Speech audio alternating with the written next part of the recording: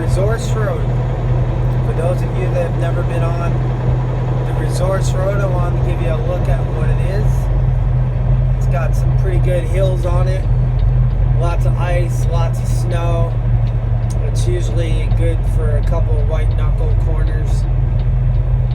I'm fully loaded. Hopefully I can make it up the hill. There's a couple of them that are tough to make up. Let's see what we got. The first 30 kilometers or so is not a big deal because it goes to Mount Carlton Provincial Park. Usually that is fairly decent. There's people that work and live along at least half of it. People that work on the other half or so. After Mount Carlton Provincial Park is where it kind of thins out a little bit. And they don't really take great care of the road, I don't find. It is listed as a secondary highway, but honestly, they treat it kind of like a third or fourth string highway. It is fully paved, whether you can tell that or not today, hard to say. It is quite bumpy, so the video is going to be a little bumpy. There's going to be parts I'm just going to time lapse so we can save a bit of time. There'll be some points where I'll talk, other points where I'll time lapse. I'll sort of mix it up. Otherwise, it usually takes about, in good weather, an hour and 40 minutes to drive from St. Quentin to the Bathurst Highway. Give or take a little bit. In the winter, you just never quite know because of the roads and whatnot. And so we'll see how it goes. I suspect in the middle third is usually where it's the worst, from Mount Carlton to about Caribou Wind Farm. Usually right in there is the worst part. But the reason people take it, if you're wondering, is because if you want to get over the Bathurst or the other way around, this saves 33 kilometers or so. About 33 kilometers. Now going along the long way up and through Tidehead, Campbellton, Charlotte, and down that way, it usually the roads are way better. And there's only a couple spots that could be dicey just because they're big hills. The rest is usually in very good shape.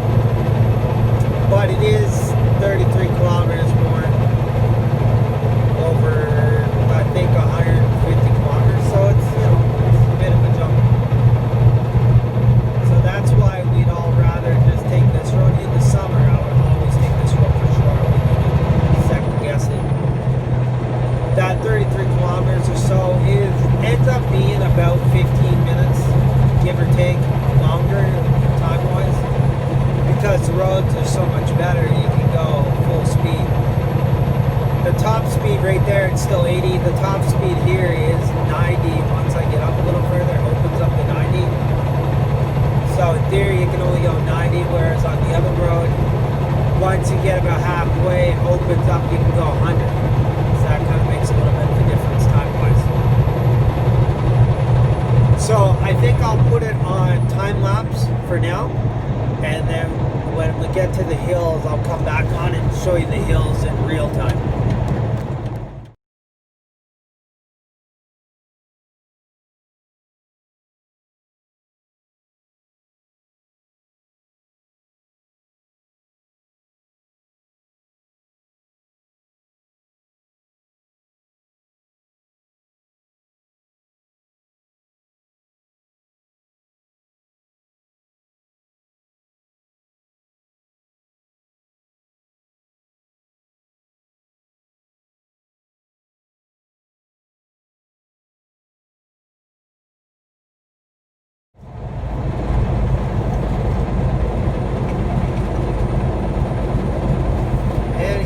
Back again. So as you can see, the road wasn't too bad till we passed that machine working there, whatever you want to call it, excavator type thing. And then it just got really bad quickly. So the road is complete ice. I'm trying to put my wheels in a good groove here where there might be a dry spot. If you can, that's what you want to do. You just got to be careful in turns and stuff. You certainly don't want to be in someone else's lane. But when you're on back roads like this, that's how you got to do it. You got to find the one dry line. Usually it is in the middle, and you kind of put one set of tires there and just hope for the best. So what happens here is, and this is where the bad part starts right here, coming this way anyways. What happens is, number one, they don't plow the roads very good through here, or very often. So that's problem number one. You're going to see at the top of this hill, we're going to be barely moving. Number two is sometimes it will just create its own weather up here where it'll snow here but nowhere else type thing because we're in the hills. I wouldn't call them mountains really. Some people might. I've been in real mountains, these are hills. Anyways, it'll snow a bit and there'll be just enough traffic that the tires will beat down the snow, pound it down, or even melt it a bit from the heat of the tires. Then a sunny day like this, the sun will come out and the sun will melt the tires as well. Not the tires, sorry. The sun will melt whatever's on the road. So it'll melt down just enough, and then at nighttime it'll freeze over again. So that's why you get this, it's like ice/snow. Ice underneath, snow on top. It's not the best combination. And as you can see, they don't throw sand down or nothing. Our government doesn't care less about this road for sure. There should be at least sand up each hill. On the side where you're climbing up the hill, there should be sand. But for whatever reason, they don't want to. I don't know why, because sand's, as far as I know, sand's free, or it should be. There's tons of places to dig for it. They definitely wouldn't think of putting salt down for sure. But there should be sand. But as you can see, there isn't. So your biggest fear is driving through here. In a car, you have the same concerns as a truck, but they're just magnified in a truck more. Number one, in a truck, you're going to have a hard time getting up the hill because you can only go so fast at the bottom of the hill because you don't want to go in the ditch either. Plus, you don't want to speed. So both of those are not in your favor. You hit the bottom of the hill, if you're fully loaded, you're going to slow down. And on ice, what you don't, or snow or slush, what you don't want is to lose your momentum when you get towards the top of the hill.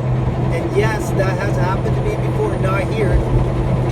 I've spun out before going up hills, lots of times off-road, even on the highway. And most guys have. And there's really not a ton you can do about it except to hit the hill going faster and hope you got enough traction. So that's number one. You don't want to lose traction, because if you do, if you stay put, that's not so bad. You're kind of blocking the road for the other people, but that's not the end of the world. But what is not very cool is when your truck starts sliding backwards down the hill. And yes, I've had that happen. That's not a good feeling. That's a very bad feeling. Usually ends up in an accident at the bottom of the hill. Fortunately for me, it didn't. It worked out okay. So that's number one. Number two, another big thing you want to worry about when you're out here, and I know if you're Canadian or American, you live in the snow belt, then you already know all this stuff. But for you that are in a hot country that maybe you don't even get snow, period, or very little, this is kind of good to know. Interesting. The other thing is the turns. You gotta watch the turns because it could be more icy than you think. You gotta be careful on the turns because you've got all this weight behind you. Even in a car, it works similar. You got all this weight behind you. You got wheels pushing straight, and all you've got is your two steering wheels telling the vehicle to go left or right. Now, when it's icy, those steering wheels, you may have them turn, but they don't turn sometimes, or they turn, but the vehicle doesn't. So something else you got to consider is the turns. The other thing in a truck especially is going downhill. And you'll see some good hills here where we're going to have to watch it. You got to be careful going down the hill because two things can happen. Number one, you could spin out going down the hill and end up in an accident. Or number two, if there's a turn at the bottom of the hill, now you put the last concern and the hill concern together, and the hill might be straight, but there's a turn at the bottom, and yes, that happens a lot, where the turn's at the base of the hill. Your only defense against that is to go slower at the top of the hill, like what I'm doing right now. Hit the top of the hill very slowly, and try not to have too much speed for the corner at the bottom of the hill. That's really the only thing you can do. If there's a bare spot in the middle, or what looks like a bare spot, you can put your tires there. That'll help a little bit. Sometimes you can use the shoulder if you know what you're doing. I'd be careful with that. But sometimes I have used the shoulder because it's less travel, and usually you can get better grip there, but that's an iffy one. You got to really know what you're doing before you do that. So those are things. Another thing that can be an issue on roads like this is the other traffic coming the other way. That's always something that concerns me, is the guys going the other way. The cars to a certain extent, but more so the trucks, because they've also got to deal with all the same issues as me. So they're going to want to hit the hills going somewhat faster. They're going to try to go slower down the hills. This road is not that wide. The snow makes it look a lot wider than it actually is. This road is only got maybe 6 inches to spare on either side, if that, in your lane. And it might be less than that for each side. So it's not like if the other guy slides, there's a good chance he's going to hit me. And I've had some close calls where guys have slid over towards me. Fortunately, they never hit me, but they made me nervous a few times for sure. So it's kind of a tricky thing. You gotta keep your speed up to make the hills, but you've got to have your speed low enough that you can still steer and control your vehicle. So it's one of those balancing acts that you can never really be at ease on a road like this. So that's why I thought it would make a good video. I'm not touching the camera or anything, so it's not like I don't got my hands on the wheel or anything like that. I just thought it'd be interesting for some of you to see. If you're from New Brunswick, you may have been on this road before. In a car, I don't worry as much. Just go slower because in a car you got less weight to drag up the hill, so you don't really need to maintain as much momentum going up a hill as you do in a truck. So it's a little bit better that way. One thing a truck does have going for it, interestingly enough, if you're loaded, your tires have better grip, because the weight of the load in the trailer is pushing the trailer tires and the truck tire. Maybe not as much the steering tires up front, but the drive tires, the ones that actually pull, it's pushing them down on the road, so you have a better grip than a car would have. If you want to know how that works, if you had a pickup truck with tires in the back that pushed, your drive wheels were in the back and not the front where the engine is, there's no weight in a pickup truck, and that's why pickups with no weight in the back can easily flip around and spin super easy. So that's kind of just a neat little illustration that explains it to you there. You might have known that guy there was going, I would say maybe 50, 60, and this is the 90. So he was going a lot slower than the normal posted speed limit. I'm going right now 90. I'm hitting the bottom of this hill right at 90. I'll probably slow down to 60 by the top of this hill. When you don't see any bare pavement, it's definitely concerning. careful when there's loose snow on the ice. That also makes it even more slippery. Like I said, once again, there should be sand on these hills. Like, they don't have to sand the whole hill because we'll drag some of the sand from our tires, but there should be sand on each hill, some of the hill at least. For the big hills, there's one up above here that's really big. That one should have sand all the way up.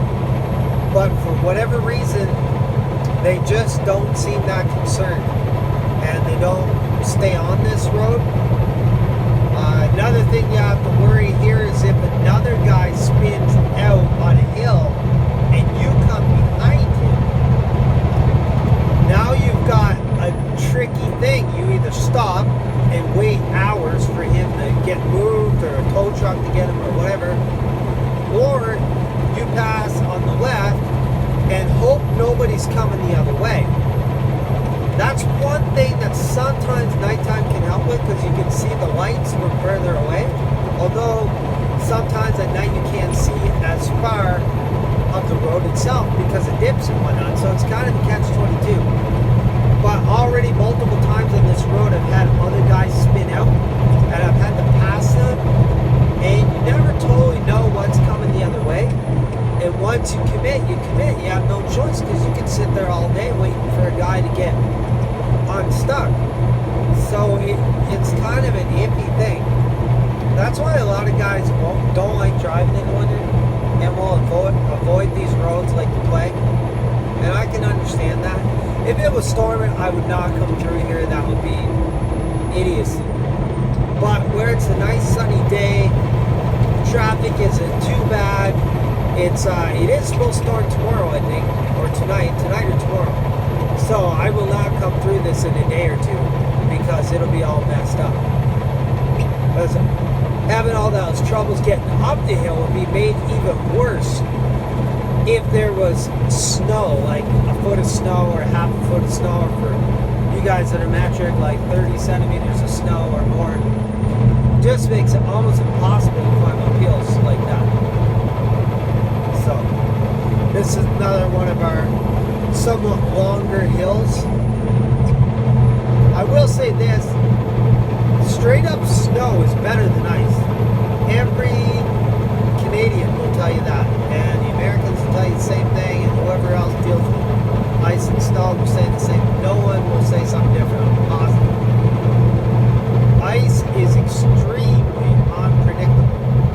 You just, from one little part of the ice to the next, you have no idea. Snow gives you a slightly better footing, although it can be bad too, but I would take that any day over ice, personally. So that's why most guys will take a snowstorm over freezing rain. So we see here, the road's going to dip down. I believe it turns to the left down here, so we don't want to go too fast because there's a fairly sharp turn going to the left, and that's the kind of spots that can get you into trouble. And then on the other end of this turn, of course, we got to go up another hill. So that's when they made the road, they weren't fully thinking that through. I don't think that you got to slow down so you don't go off the corner. Now you've got to gun it to get up the hill. Well, it's hard to do that because you slowed down. And right here you can see I can't commit too much to the left lane because I can't see that far ahead, right? If those trees weren't there, I would have got completely to the left and I could have went a little bit faster. But the thing is, if you're in the other guy's lane and he comes around the corner and you got to suddenly jerk it back to the right, that's almost a guaranteed accident for you or him or both of you. So you just can't take those chances. This hill here may seem like it's not that tough, but it is because of that turn and this turn up here. So you really can't get too big a run on things because you can easily slide off this turn here too. And so that's a tricky one. This is where I would use my driving on the shoulder of the road trick right here, because I want to get a little bit of grip going up the hill. I don't want to start sliding to the left. That's not what I want. slid right there. Actually, they went right in the ditch by the looks of it. Or maybe they were just fooling around, kind of. I think maybe they're just fooling around. A lot of weird marks. So this is a place where you can easily spin out right here because of those two turns. I'm down to 40 and dropping. As you can see, no sand whatsoever on the road. Absolutely ridiculous. The government should be ashamed of themselves for not putting sand on this turn. Down to 35. I haven't spun yet, so that's a good sign. In my opinion, going this direction, this is the worst hill because of those two turns. There are hills that are steeper, but they're at least straight, so you can get a good run on it. You don't got to worry about sliding off on the corner. Going the other direction, the hills are slightly different, so this one isn't as bad going the other way because you're going downhill in the other direction. As you can see, the snow has built up a little bit in the middle of the road, probably from drifting, from the wind, no doubt. It's not really windy right now. The odd time you'll see a bit of snow drift, but it may have been last night or whatnot. With the trees, you see the shade on the road. Anywhere also that you drive through here, where the trees are shading the road most of the day, you won't see a whole lot of melting, and you'll see a lot more snow. Whereas the places where the sun gets to totally beat down bare, like right here, you're not going to see much melting because of the fact that the sun's not hitting us at all till later in the day. It might only get an hour at this part of the road. But where it's bare, the sun's bare, and there's no trees blocking the sun from any direction, and it's sunny, you'll get a good 7-8 hours of sun in the wintertime.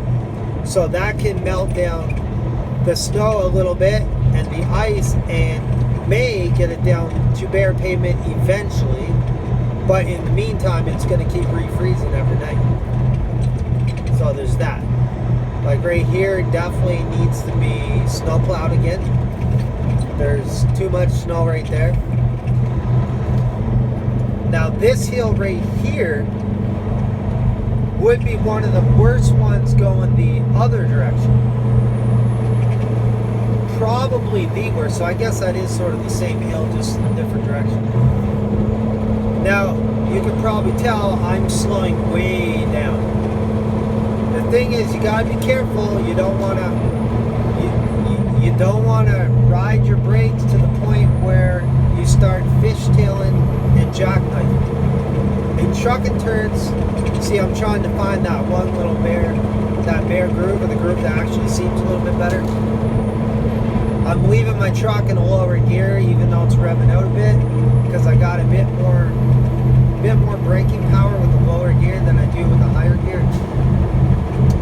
Anyways, the thing with the transport, especially going downhill, you gotta be careful of is you never want the trailer to brake faster than the truck, the truck brake faster than the trailer.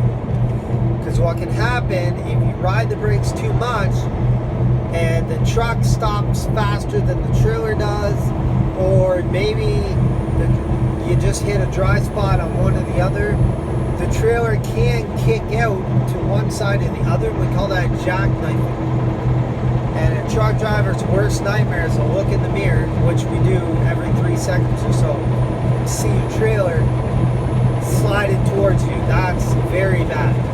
That's usually the precursor to a massive accident. Not good. Sometimes you can catch it if you try to avoid it if you can. If you see it early enough where it's only moved a foot or so, sometimes you can catch it before it kicks out completely and causes a wreck. Those are the good times. If it kicks out much more than a foot, it's going to be really, really tough for you to catch that. So the idea is to avoid it completely and not have it happen. If you know what you're doing, it's doable, but there's always that time where you thought you knew what you were doing and you didn't, and it didn't work out good. So always possible. the funny thing is, well, it's not really funny, but weird thing is, if you do go into a jackknife, within reason, the best thing to do is to actually hit the fuel. Or if you have a car, you can call that hitting the gas.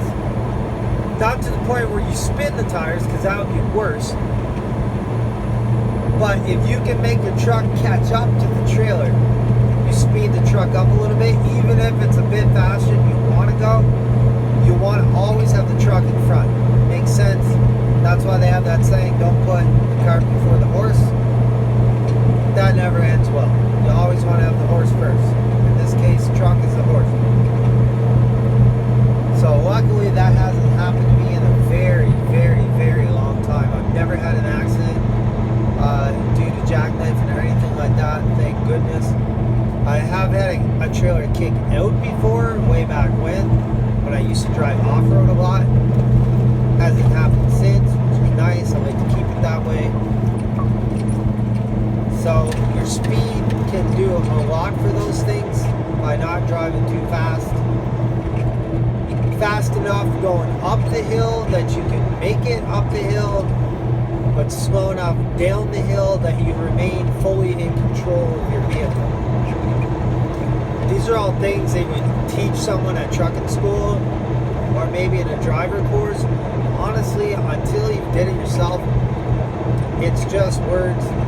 You've got to get out and do it, experience it, kind of make some decisions on your own, and experience will help you. But then again, you know, once in a while you'll see a guy that's really experienced or a lady that's real experienced that has an accident. Go figure, they knew what to do and they may have even did it. Sometimes Mother Nature just takes over. So always got to keep that in mind. It would be nice if the government would take better care of these roads. The other interesting thing on this road is there's no cell phone coverage. There's one spot where you can kind of get like one bar in a very small area, like not even hardly 100 meters.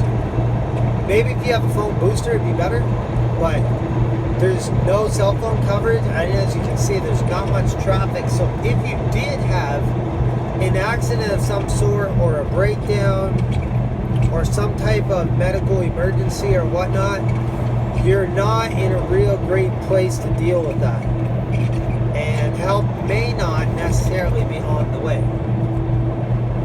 So that's why those of us that are truck drivers, when we do see something, almost always when safe we will stop and see if there's help on the way, see if the person's okay. It's just kind of a general rule. Even cars will usually do that here in Canada, and maybe around the world it's probably the same. Just makes sense. There's only a little bit more here of the really bad hills, and then it tends to get better. Once I pass the Caribou Wind Farm, there are hills, but it just seems like it's better taken care of. It seems like this middle third part, the first third isn't too bad, the last third isn't too bad, but this middle part, this middle third, it just seems like, I don't know if the plows just don't run on this part, or they turn around, and they just figure it doesn't matter, it's the other guy's job from the other side of the road, because there would be different counties on each end. So maybe they think the other guy's got the middle part. I don't know what the reasoning is, but the middle part is definitely the forgotten land. But on each end, it's usually not too bad. Plus, there's of course more traffic on each end, right? Traffic thins out the more you get in the middle. There's logging operations on each end, not as much in the middle. You'll see there's the odd logging road that may have tracks in it.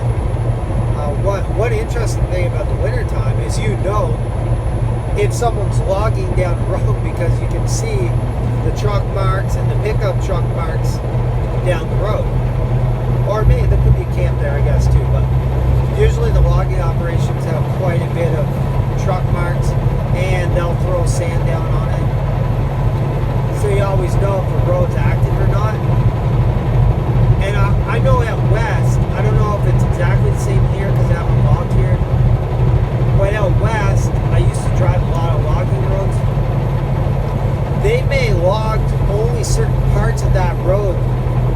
winter. But then next winter or next summer, they may log another part of that road, so they're constantly using roads, not using roads, using a different road, not using that road, grabbing a different road, back to the first road.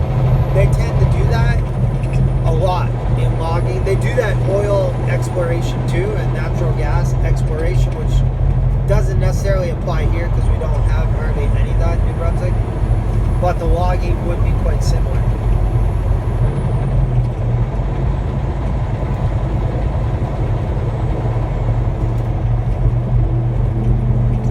So we got a little run of 3 vehicles here in a row. That's somewhat unique. It's a bit rare. You don't see that too often.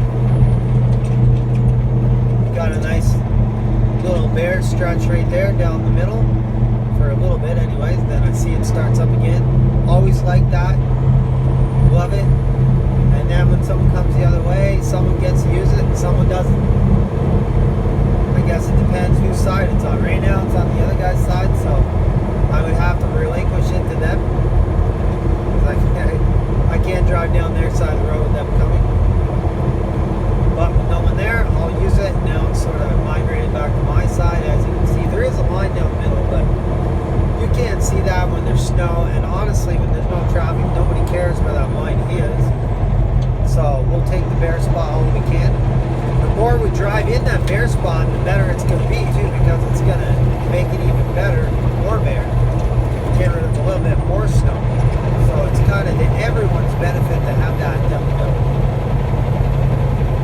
So right here, we're almost at the Caribou Wind Farm. Here you can turn off to go to Dalhousie. I have no idea what that road's like, although it seems like it's a dirt road.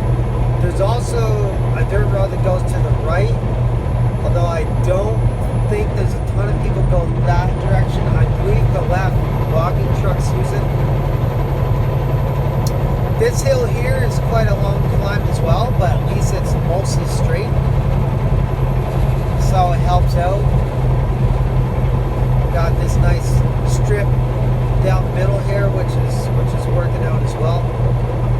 Down to about 55 right now. Haven't slipped yet, which is nice. Like to keep it that way. As far as weather, you can't really ask it to be a whole lot better. Perfectly sunny, barely a cloud in the sky. No threat of snow till later on tonight. No threat of rain or ice. Rain right now would be terrible because it would make this just a skate rink. It's a little chilly, -9, but that's not crazy cold. I still don't have my winter jacket on, as I mentioned in another video. I may make it to 2021 without a jacket on. It's kind of a little game I play just to see how long I can push the no jacket thing. It is true I'm not standing outside for 2 hours either, so there's that. I'm only in and out 5, 10, 15 minutes at a time, fueling up my truck, cleaning my windows and whatnot. If I was out there for 2 hours, obviously I would have a jacket on. Right here is another corner we got to be careful of, and it's a blind turn in a way that I can't get too far over to the left, because if someone's coming down, I won't have a whole lot of time to get over and away from them. Luckily no one was coming this time, and there's this bare spot at the bottom. That's good. That's an easy spot to slide off right there. Gotta be careful.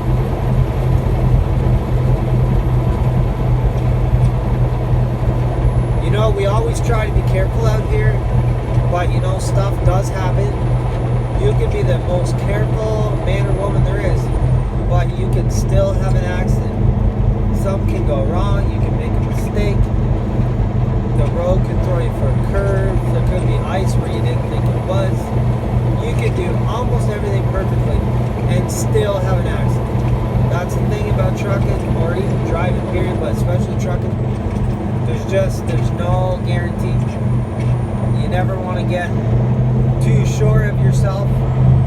Another turn here we got to be careful of. Once again, can't see if anyone's coming too far ahead. And it's a little icy right here, so hit that turn full speed.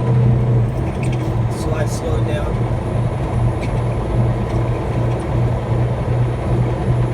So this gives you a pretty good idea of what wintertime driving is like when the weather's decent and the road is snow-packed. If you go on the government's website for this road, their 511, which will tell you the road conditions and visibility and whatnot, they call this snow-packed, ice-packed, which I would say they got that right. It says on the other portion, which I'll be time-lapsing for that part, it says there's slush over there, so maybe it's melted a bit. But so far, no slush. It really is ice pack, snow pack, and so they're true to the word there. A nice view, though. You got to say that. Nice view out here in the hills. Definitely Mother Nature. And you can see where they clear cut some trees, so you might not like that. I can understand that, but it is a nice area. They do plant trees again, by the way. They do regrow them. If that makes you feel better, they do that. So they don't just clear cut, walk away, and never do anything again. They plant more trees than they actually cut here in New Brunswick because trees are a big deal to us. We use them for paper, clothing, and all kinds of boxes and stuff and other things. So forestry is a big, massive industry in New Brunswick, so we definitely take care of our trees and plant as many as we can. So we're coming up on a sharp hill here. This is where, at the bottom of this hill, I believe is where the Caribou Wind Farm starts. So as you can see, this would be a spot you could jackknife because it's a very steep hill. You want to be careful. You got to be looking at your trailer, which I am almost constantly, making sure that my trailer is straight in behind me and not kicking out to one side or the other. If I have to, I'll let the speed go up a bit rather than hit the brakes too hard and make that trailer kick, which is not what I want. They did throw a little bit of sand here, you can see, which is nice. Probably because these guys from the other side, I almost think maybe they do a better job. Because this is where the county line is, right here, I believe, or somewhere close to here. So it looks like these guys do a better job. I do find it seems to be better over here. Definitely that middle part's the worst. So I think that gives you a pretty good view. I'll stop the video here. I'll put it on time lapse again for the rest, and you can enjoy the rest